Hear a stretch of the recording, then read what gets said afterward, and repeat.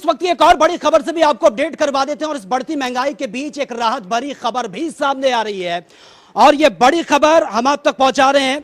आपको बता दें कि केंद्रीय कर्मचारियों को बड़ा तोहफा मिला है केंद्र सरकार की तरफ से और भत्ता महंगाई में 3% की बढ़ोतरी को लेकर जो खबर सामने आ रही है, केंद्रीय कैबिनेट की बैठक में यह मंजूरी मिली है। यानी कि महंगाई का स्तर जिस तरह से बढ़ रहा था, अब उसमें कहीं ना कहीं ये राहत भरी खबर भी सामने आई है।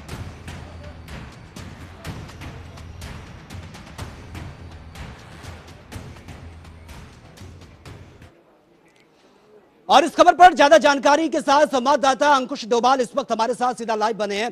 अंकुश, जिस तरह से महंगाई का ग्राफ बहुत तेजी से बढ़ रहा था, आम जनता पूरी तरह से परेशान थी, विपक्ष लगातार हमलावर था, लेकिन अब केंद्र सरकार की तरफ से जो सकारात्मक कदम उठाया गया है, फिर चाहे महंगाई भत्ते की बात करें या फिर हम पेंशन धारकों को राहत देने की हम बात करें, तो कहीं ना कहीं एक राहत भरी खबर यह है।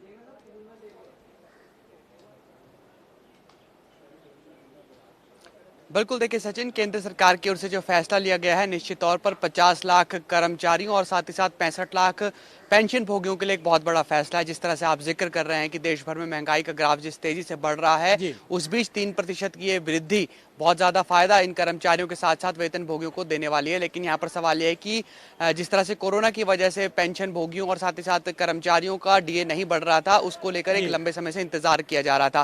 पहले माना यह जा रहा था कि होली के त्योहार के समय सरकार की ओर से एक बड़ा तोहफा दिया जा सकता है होली के त्योहार के पर्व के तोहफे के तौर पर, लेकिन थोड़ी देरी जरूर हुई। लेकिन अब जो है 1 जनवरी 2022 से लागू किया जाएगा और रेट्रोस्पेक्टिव तौर पर, यानी कि 1 जनवरी से 2 महीने का जो अभी बकाया बचता है वो भी इस राशि को पूरा किया जाएगा। और 3% की वृद्धि के साथ माना जा रहा है कि करीब करीब 20,000 रुपए तक की मासिक वृद्धि जो है इन कर्मचारियों के साथ साथ वेतन भोगियों को देखने के लिए मिल सकती है और निश्चित तौर पर एक बड़ी राहत है। लेकिन साथ ही साथ अब विपक्ष का जो सवाल है वो अभी भी इसी तरीके से खड़ा हुआ है, क्योंकि ये जो राहत दी गई है ये केवल केंद्रीय कर्मचारियों को दी गई है, लेकिन आम लोग जो अन्य काम करते हैं रोजगार चलाने के लिए, वो अभी भी महंगाई की मार झेल रहे हैं।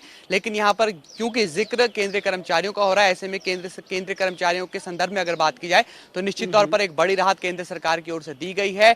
डीए के साथ साथ डीआर का, जो जिसे डियरनेस अलाउंस और डियरलेस रिलीफ कहा जाता है, उन दोनों में 3% की बढ़ोतरी की गई है। जनवरी 22 से ये मिलेगा। इससे पहले जुलाई 2021 में बढ़ोतरी की गई थी, 31 उस समय ये 31% हो गया था। अब चूंकि 3% और बढ़ोतरी डीए और डीआर में की गई है, अब ये बढ़कर 34% हो जाएगा और जो कर्मचारी हैं उन्हें अब 34% के हिसाब से 1 जनवरी 2022 से लेकर अब तक का जो बकाया है और आगे आने वाले दिनों में 34% के हिसाब से डीए और डीआर दिया जाएगा। सचिन।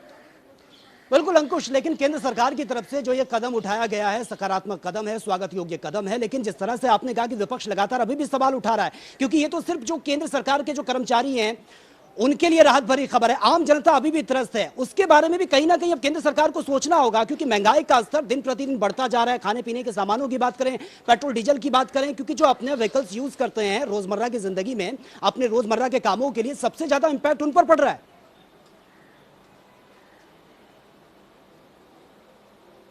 बिल्कुल सचिन, आपने बिल्कुल सही जिक्र किया है। जिस तरह से देश भर में महंगाई बढ़ रही है, चाहे उसका कारण रूस और यूक्रेन का युद्ध हो या फिर और जो अस्थिरता पूरे अंतर्राष्ट्रीय बाजार में देखने के लिए मिल रही हो, लेकिन आम आदमी बढ़ती हुई महंगाई से लगातार परेशान होता हुआ नजर आ रहा है। और ये बहुत ही बेसिक कॉमन साइंस है कि जब भी डीजल के दाम बढ़ेंगे तो उससे आम आदमी के जीवन पर प्रभाव पड़ेगा, क्योंकि जितने भी मालवाहक वाहन होते हैं उसमें डीजल का इस्तेमाल किया जाता है और जब डीजल के दाम बढ़ते हैं तो उससे आम जो लोग हैं उस पर असर पड़ता है। चाहे उसमें सब्जी की बात की जाए, दाल की बात की जाए या फिर जो भी खाद्य सामग्री के साथ साथ और जो रोजमर्रा इस्तेमाल चीजें होती हैं उसके दाम लगातार बढ़ते हैं। उससे आम आदमी को जो है कहीं ना कहीं परेशानी का सामना करना पड़ता है। और जिस तरह से जिक्र किया जा रहा है कि केंद्र कर्मचारियों को बड़ी राहत, लेकिन यहाँ पर दरकार आम लोगों को भी राहत की। सचिन। बिल्कुल अंकुश, लेकिन इससे पहले भी लगातार जब हमने पहली बार भी देखा था, जब पहले सरकार बनी थी कि अच्छे दिन आएंगे, उसके बाद से एक बार फिर से यही जो स्लोगन कहूं या फिर स्टेटमेंट कहूं, या दोबारा से अब रिपीटेशन हो रहा है। आम जनता भी बार बार यही कह रही है। विपक्ष तो लगातार हमलावर है, क्योंकि विपक्ष का काम विरोध करना ही विपक्ष का काम है, जनता की आवाज ही विपक्ष है। लेकिन अब दोबारा से अच्छे दिन का नारा जो दिया गया था, वो अच्छे दिन कब आएंगे, जनता अब ये सवाल चाह रही है, ये सवाल पूछ रही है केंद्र सरकार से।